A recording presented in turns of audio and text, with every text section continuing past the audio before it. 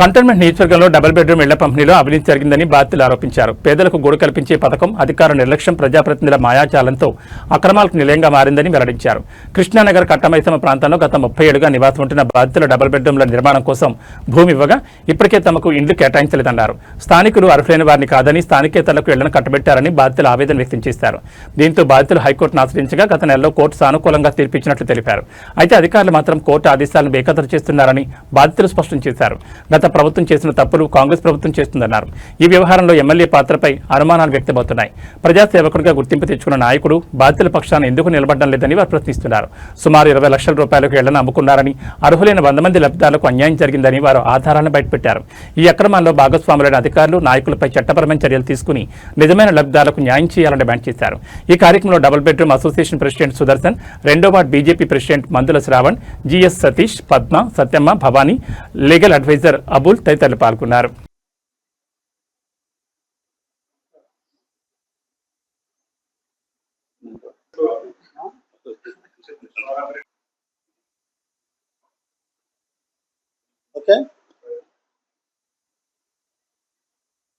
మిత్రులారా, ఈరోజు ఇక్కడ ఏర్పాటు చేసిన విలేకరుల సమావేశం ముఖ్య ఉద్దేశము, ఇక్కడ ఈ కట్టమైసమ్మ కృష్ణానగర్ చెందిన డబల్ బెడ్రూమ్ల విషయంలో గత 30 ఏళ్ల నుంచి వీరు పోరాటం కొనసాగిస్తున్నారు. వీరు ఒరిజినల్ పట్టాలు తీసుకొని ఇల్లులు కూలగొట్టిన తర్వాత కూడా వీళ్ళకి ఆ యొక్క డబల్ బెడ్రూమ్స్ కట్టిన తర్వాత అలాట్మెంట్ ఇవ్వలేదు కాబట్టి మరి వారు కోర్టుకు వెళ్ళడం జరిగింది. అటు కోర్టు ఆర్డర్ విషయంలో ఈరోజు ముఖ్యంగా దాన్ని మీ ముందుకు తీసుకొని అధికారులు మరి నాయకులు గ్రహించి వీరికి న్యాయం చేయాలనే ఉద్దేశంతో ఈ యొక్క సమావేశాన్ని ఏర్పాటు చేశాము.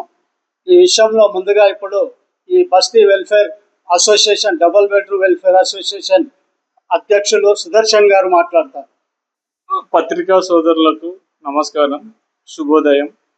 నా పేరు సుదర్శన్ అండి. Krishnanagar Kattamaisamma welfare association general secretary cum incharge president నేను. మీకు తెలియజేయమనగా ఇండ్లు తీసేసి వాటి స్థానంలో 1995లో అప్పటి ఎన్టీ రామారావు ప్రభుత్వం వాళ్ళు మాకు పట్టాలు డీఫామ్ అనేది ఇచ్చారు. అక్కడ నుంచి లోతుకుంట ఏదైతే ఉందో అక్కడ ఇచ్చారు. అక్కడ ఇస్తే మేము అక్కడ వెళ్ళాము. అది మిలిటరీ స్థలము. మేము అక్కడ వెళ్ళలేదంటే అక్కడ నుంచి మార్చి మళ్ళీ 2002లో ఇక్కడ శాశ్వత గృహ నిర్మాణ పథకం తీసుకొచ్చి వాల్మీకి అంబేద్కర్ ఆవాస్ యోజన, ఆ పథకం ద్వారా నిరుపేదమైన ప్రజలకు సరైన న్యాయము, ఉండడానికి ఇల్లు ఇవ్వాలని కేంద్ర రాష్ట్ర ప్రభుత్వాలు కలిపి ఈ పథకాన్ని తీసుకొస్తే, సరే పేదలకు మంచి చేస్తానంటే ఎవరు వద్దన్నారు కదా. మేము మంచి ఆలోచనతో మా పాత ఇండ్లని తీసేసి గవర్నమెంట్కి, ప్రభుత్వం వారికి ఇచ్చాను. ఇచ్చిన తర్వాత దీనిలో అన్ని ఇక్కడ ఉండే నాయకులు, ప్రభుత్వం వారు, ఎమ్మెల్యేలు ముందు నుంచి అన్ని స్వార్థాలు అన్ని ఉపయోగించి తప్పుడు అమ్ముకోవడము, బయటి వారిని తీసుకొచ్చడం ఇవన్నీ జరిగాయి. నవీన్ మిట్టల్ గారు ఏదైతే జిల్లా కలెక్టర్గా ఉన్నప్పుడు 2007-8 మధ్యలో వర్షాలు వచ్చినప్పుడు అప్పటికి మా గృహ పథకం స్టార్ట్ అయ్యి ఒక 4-5 సంవత్సరాలు అయ్యాది. నీళ్ళు వచ్చినప్పుడు ఇప్పుడు అన్ని పూర్తి కాలేదు. ఏ ప్రభుత్వం వాళ్ళు కూడా స్టార్ట్ చేయగానే కంప్లీట్ చేయరు, సంవత్సరాలు పడతాయి. మీకైతే తెలుసు. అప్పుడు ఏమైందంటే ఈ పూర్తి కానప్పుడు మేము బయట ఉన్నాము. ఇక్కడ ఏది మీకు తెలుసు, స్వామినారాయణ గుడి ఎదురుగా అక్కడ రేకులు వేసుకొని గుడిసెలు వేసుకొని ఉన్నాం. ఎందుకంటే మన ఇల్లు తీసేదే ఎవరికి వాళ్ళకి 1000-2000 ఇళ్లలో కూలి పని చేసుకొని చేసేవాళ్ళు. ఇప్పుడు అక్క కూడా కూలి పని చేసుకుంటుంది. ఆమె పోయి చేసుకుంటేనే వస్తుంది. అక్క కూడా ఇంట్లో వెళ్ళి బాసండ్లు దోమడం అవన్నీ చేయడం. అక్క సొంత ఇల్లు పట్టా ఇస్తే కూడా ఆమె డీఫామ్ తీసుకొని ఆమెకు పొజిషన్ సర్టిఫికేట్ కూడా ఇవ్వలేదు. ఇంత మంచి నాయకులు, ఎంఆర్ఓ గారు, ఆర్డీఓ గారు, జిల్లా కలెక్టర్ గారు, ఇది వీళ్ళ పరిస్థితి. ప్రజల గురించి ఎవరు ఆలోచిస్తారు, ఎవరు పోరాడతారు? ఇది ఎంతవరకు న్యాయం? గత ప్రభుత్వం కూడా మా పాత ఇల్లు తీసేసి వాటి స్థానంలో కొత్తవి కట్టారు. మీడియా పాత్రికేయులందరికీ నమస్కారం. ఇది బాంబే స్కీమ్ కింద గత 30 సంవత్సరాల నుంచి వీళ్ళు ఇల్లులు గులగొట్టి మా ఇల్లులు మాకు ఇవ్వాలని వారు కోరుకుంటున్నారు. వారికి ఇంతవరకు కూడా ఏ ప్రభుత్వం కూడా వారికి న్యాయం చేయలేని పరిస్థితి ఉంది. అదే ఏబుల్ అన్న సాయంతో కోర్టులో కేసు వేయడం జరిగింది. ఆయన గత 30 సంవత్సరాలుగా లీగల్గా ఆయన అడ్వైజ్ చేస్తూ ఇప్పటివరకు తీసుకొని వచ్చి ఈ నెల 2వ తారీఖు వీళ్ళకి కోర్టు జడ్జిమెంట్ వచ్చింది. వీళ్ళకి డబల్ బెడ్రూమ్లోని వీళ్ళకి ఇల్లులు శాంక్షన్ చేయాలని ఇల్లులు వచ్చింది. ఆ విషయం పైన కలెక్టర్ గారిని కలిసాము. అదేవిధంగా ఈటల రాజేందర్ గారు మా ఎంపీ గారిని కలిసాము. ఎంపీ గారు సపోర్ట్ చేసుకుంటూ మాకు ఒక లెటర్ ఇచ్చారు. కలెక్టర్ గారితో ఫోన్లో కూడా మాట్లాడడం జరిగింది.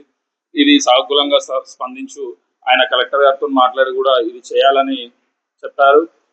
అదేవిధంగా ఈ ఏదైతే ప్రక్రియ ఉందో ఇక్కడ కూడా మన డబల్ బెడ్రూమ్లు ఇక్కడ కూడా కన్స్ట్రక్షన్ అవుతున్న విషయంలో మనం ఏం చేసినామంటే ఆర్టీఓ వేసినాం. ఎంఆర్ఓ గారికి ఏఆర్టీ వేస్తే ఇక్కడ 24 ఇల్లులు ఖాళీగా ఉన్నాయని ఎంఆర్ఓ గారు మనకు రాసి ఆర్టీఐ ఇవ్వడం జరిగింది. ఆర్టీఐలో వాళ్ళు ఆ డబల్ బెడ్రూమ్లు ఎమ్మెల్యే గారు కొంచెం చొరవ చూపి ఈ డబల్ బెడ్రూమ్లు ఏదైతున్నాయో ఈ బాధితులకు ఇక్కడ నుంచి ఎల్లగొట్టి ఎక్కడో కిరాయిలకు ఉండి వాళ్ళు ఇన్ని రోజులు గత 30 సంవత్సరాల నుంచి కిరాయిలు కట్టుకుంటూ చాలా బాధలు పడుతున్న వారికి ఇక్కడ మన బస్తీలోనే వాళ్ళకి అలాట్మెంట్ చేసి వాళ్ళకి న్యాయం చేయవలసిందిగా కోరుతున్నారు. ఎమ్మెల్యే గారు అదేవిధంగా ఈ డబల్ బెడ్రూమ్ ఇల్లులో చాలా ఎన్నో అవకతవకలు జరుగుతున్నాయి. మీరు ఇక్కడే ఉన్నారు, మన కాన్స్టిట్యూన్సీలో తిరుగుతున్నారు, కాకపోతే మీ కళ్ళు కప్పి చేస్తున్నారా లేకపోతే వాళ్ళకి మీరు సాయం చేస్తున్నారా మాకు అర్థం కాని పరిస్థితి. దీన్ని మీరు కంపల్సరీ ఖండించి ఎవరైతే బాధితులు ఉన్నారో ఎవరైతే బీద వాళ్ళు ఉన్నారో వాళ్ళకు కంపల్సరీ మీరు సాయం చేయవలసిందిగా కోరుతున్నాను. ఈ కలెక్టర్ గారు కూడా త్వరగా వారు మొన్న కలిసినప్పుడు మాకు మంచి స్పందన ఇచ్చి కంపల్సరీ ఈ విషయం మీద చేస్తున్నాం. ఎంఆర్ఓ కానీ అదేవిధంగా రెవెన్యూ డిపార్ట్మెంట్ మొత్తం స్పందించి ఈ బాధితులకి సహాయకం చేసి వాళ్ళకి న్యాయం జరిగే విధంగా చేయాలని కోరుతున్నాను. భారత్ మాతాకి జై. డబ్బులు ఇచ్చి అందరినీ తీసుకొచ్చి నింపారు. 484 ఇండ్లు కట్టారు. కట్టేసి అందులో అర్హులైన వాళ్ళు 248 మాత్రమే అర్హులు. మిగతా అంతా ఎటువంటి పత్రాలు కానీ ఆధారాలు కానీ సర్టిఫికెట్లు కానీ లేకుంటే అంతా వచ్చి వీళ్ళు అమ్ముకున్న వాళ్ళు వచ్చి ఇందులో ఉన్నారు. 2012 జనవరి 1న నటరాజన్ గుల్జార్ గారు జిల్లా కలెక్టర్ గారు మేము విన్నపించుకుంటే అతను 11 మంది ఎంఆర్ఓలతో స్పెషల్ డిప్యూటీ కలెక్టర్ ఏ నరసింహారెడ్డి, అప్పటి ఆర్డీఓ లక్ష్మీ మేడం, 9 మంది తహసీల్దార్లు ఎంక్వైరీ చేశారు. చేసి కూడా అది కూడా అసంతృప్తి, దానిపైన ఎటువంటి చర్యలు తీసుకోలేదు. అది అట్లాగే ఉంది.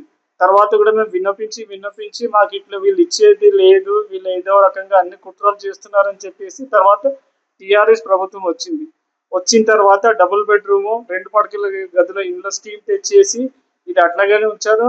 దాన్ని ప్రారంభించారు. ఈ మొత్తం స్థలము ఇక్కడి నుంచి అక్కడికి 3.3.5 ఎకరాలది. అందులో మొదటి దఫా 40% ఇల్లు తీసి కట్టారు. రెండో దఫా 60% ఇంకా కట్టలేదు. తర్వాత రెండో దఫాలో వచ్చేసి సుమారు 258 గృహాలు కట్టారు. అందులో మేము కోర్టుకి వెళ్ళి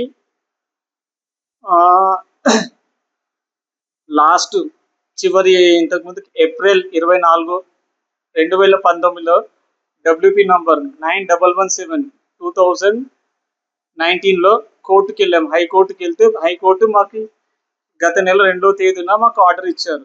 కోర్టు ఆర్డర్ ఇచ్చిన తర్వాత కూడా ఈ రెవెన్యూ వాళ్ళు ఇక్కడ ఉండే కొంతమంది స్వార్థపరులు వీళ్ళంతా కోర్టు ఆర్డర్ వచ్చింది, వీళ్ళకి ఎట్లయినా కోర్టు మొదటి దఫా 21, మిగతా 79కి 100 మందికి ఇవ్వాలని చెప్పేసి ఆర్డర్లో ఉంది. వీళ్ళు అమ్ముకున్నవన్నీ లోకల్ ఎమ్మెల్యే, ఎంఆర్ఓ, ఈ డబుల్ బెడ్రూమ్ల కమిటీ నాయకులు వీళ్ళందరూ కలిసి మొత్తము 40 ఇండ్లకు పైన 50 ఇండ్లకు పైన బయటి వాళ్ళని తీసుకువచ్చి సుమారు 15 లక్షల నుంచి 20 లక్షలకు అమ్ముకున్నారు.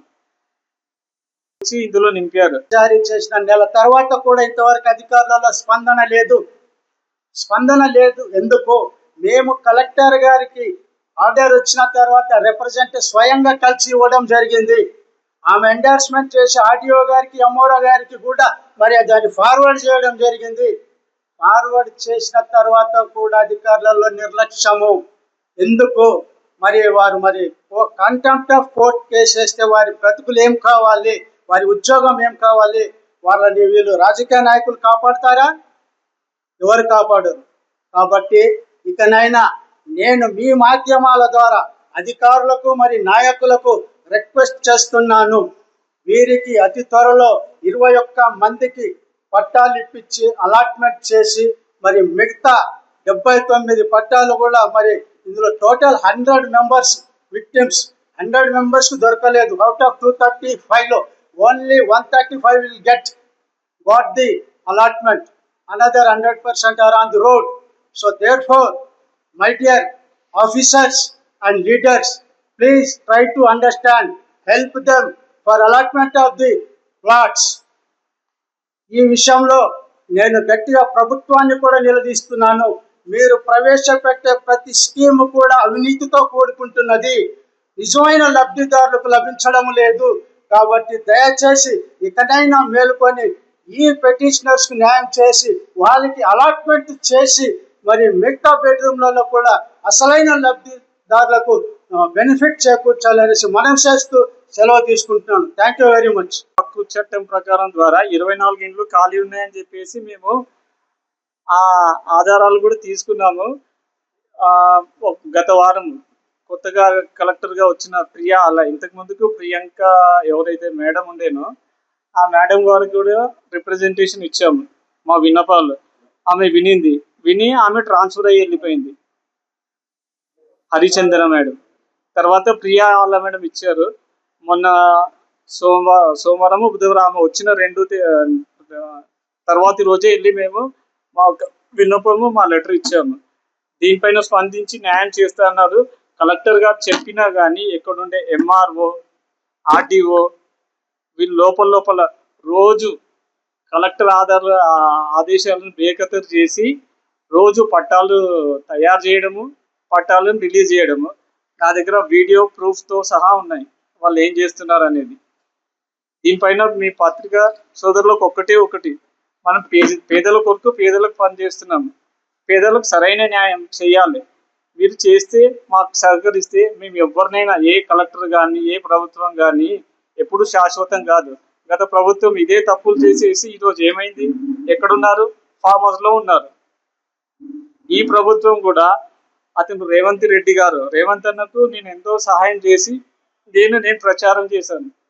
ఆయన నాకు లెటర్ కూడా ఇచ్చాడు, తప్పకుండా మీకు న్యాయం చేస్తాను, పీడీ యాక్ట్ పెడతాను, వీళ్ళపైన చర్యలు తీసుకుంటానని. అటువంటి ఏం చేయలేదు.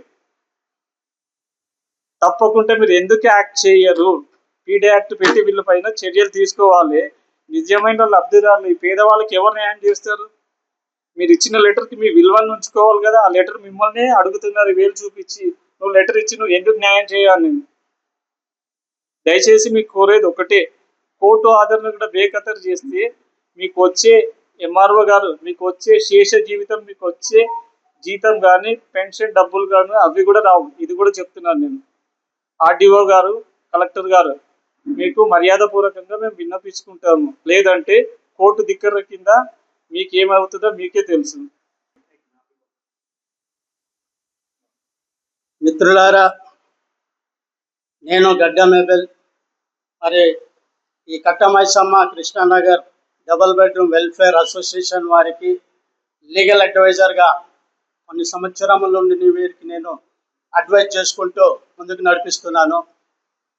ఇంతవరకు మన సుదర్శన్ గారు చెప్పిన బాధలన్నీ కూడా స్వచ్ఛమైన నిజాలు. ఇట్టి బాధలు భరించిన తర్వాతనే వీరు 2019లో హైకోర్టులో ఒక రిట్ పిటిషన్ జారీ చేయడం జరిగింది.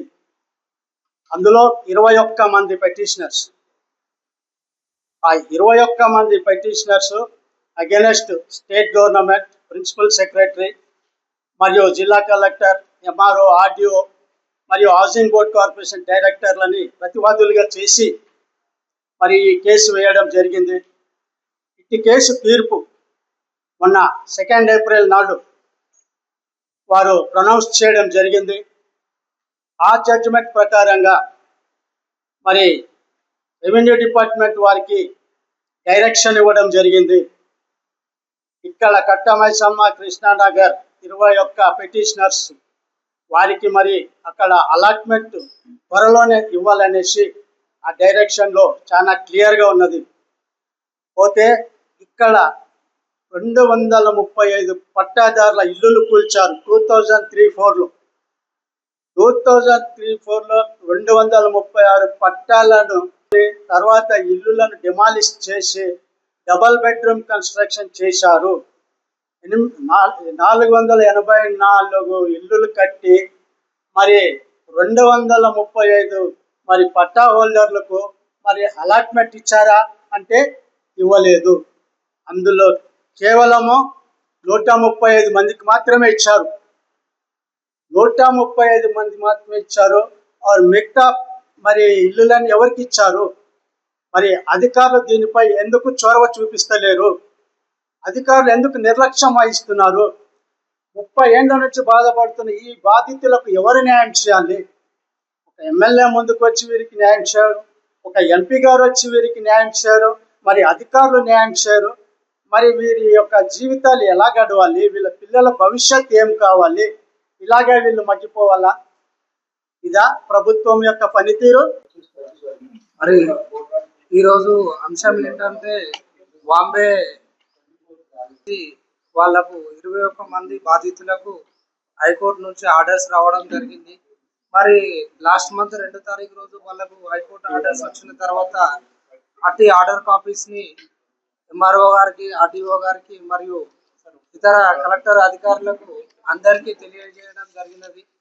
మరి కోర్టు విషయంలో ఇంత 21 మందికి గృహాలు కల్పించాలని ఆర్డర్ కాపీ వచ్చిన సందర్భంలో మరి వారికి సంబంధించిన అధికారులకు తెలియజేయడంతో అధికారుల నుంచి ఏదైనా తొందరగా జరుగుతుందని బాధితులు సంతోషం వ్యక్తం చేస్తుంటే సమయంలో మరి ఇట్టి బాధితుల పక్షాన ఎవరైతే అండగా నిలవాలి, మరి వాళ్ళకి ఇప్పించాల్సినటువంటి ఆఫీసర్లు మరియు ఎమ్మెల్యే కానీ, ఎంపీ కానీ, ఇతర అధికారులు ఈ బాధితులు చాలా సంవత్సరాల నుంచి రోడ్ పైన ఉండి సొంత స్థలాలు వదులుకొని రోడ్ పైన ఉంటూ కిరాయిలకు ఉంటూ మరి వాళ్ళు ఏదైతే పోరాటం చేస్తూ ఈరోజు ఒక మెట్టు ఎక్కిన సందర్భంలో వాళ్ళకు అండగా ఉండాల్సినటువంటి అధికారులు కానీ మరియు ఎమ్మెల్యే, ఎంపీ, ఇతర ప్రజాప్రతినిధులు ఎవరు ఈరోజు వాళ్ళకు అండగా ఉండకపోగా మరి వాళ్ళను ఇంకా హింసిస్తున్నారంటే ఏదో రకంగా వాళ్ళకి అలాట్ చేయకుండా ప్రతి ఒక్క పేదవానికి ఉండేది నివాసమే. ఆ నివాసం కాబట్టి ఇట్లా కోర్టు నుంచి తెచ్చుకున్న నివాసానికి ఇట్లా అధికారులు ఇప్పటి వరకు వాళ్ళకు హ్యాండ్ ఓవర్ చేయకపోవడం చాలా బాధాకర విషయం. మరి ఈ 21 బాధితులే గారు మరి కంటోన్మెంట్ నియోజకవర్గంలో ఎక్కడ చూసినా కానీ ప్రతి ఒక్క డబల్ బెడ్రూమ్ అంటేనే తలకాయ నొప్పి అయిపోతుంది. మరి ఏదైతే మాడపల్లి డబల్ బెడ్రూమ్ల విషయంలోనైనా కానీ, మరి తిరుమలగిరి ఎల్ఐసి ఆఫీస్లో విషయంలోనైనా కానీ, మరి ఇతర డబల్ బెడ్రూమ్ ప్రతి ఒక్క దగ్గర ఇదే సమస్య వస్తున్నది. మరి ఎంపీ గారు చూసుకుంటే అక్కడెక్కడో మెడ్చల్ దగ్గర ఒక ల్యాండ్ ఇష్యూ అంటే బాధితుల పక్షాన్ని వెళ్ళి అట్టి ముంగడ పర్సన్ల పైన దాడివి చేస్తారు. మరి ఒక న్యాయస్థానం ఇచ్చినది 21 మందికి కోర్టు ఆర్డర్స్ వచ్చినది. మరి మీరు వచ్చి వీళ్ళ పక్కన నిలబడి వీళ్ళకి ఏ అధికారం అయితే అలాట్ చేయాలో ఆ అధికారికి మీరు పిలిపించుకొని మీరు చేయొచ్చు కదా. ఇది 21 మంది బాధితులకు కోర్టు ఇచ్చిన ఆర్డర్ కదా.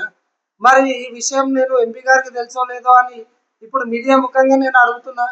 మీరు బయట ల్యాండ్ల విషయంలో అయితే ఏ రకంగా ముందుకెళ్తారో మరి న్యాయంగా కోర్టు ఆర్డర్ నుంచి వచ్చిన ఈ 21 మంది బాధితులకు ఇట్లా మీరు అధికారుల పైన ఒత్తిడి చేసి మీ చేతుల నుంచి మీరు ఇప్పియాలని చెప్పి నేను ఎంపీ గారిని మరియు ఎమ్మెల్యే గారిని ఇట్లా మనం చూస్తాము. మట్ఫోర్డ్ దగ్గర చూస్తే ఇబ్బందులకు గురవుతున్నారని చెప్పి వాళ్ళకు ఆయన సొంత నిధులతో ఎమ్మెల్యే కాకముందుకే బాత్రూమ్స్ ఇట్లా కట్టించిండు.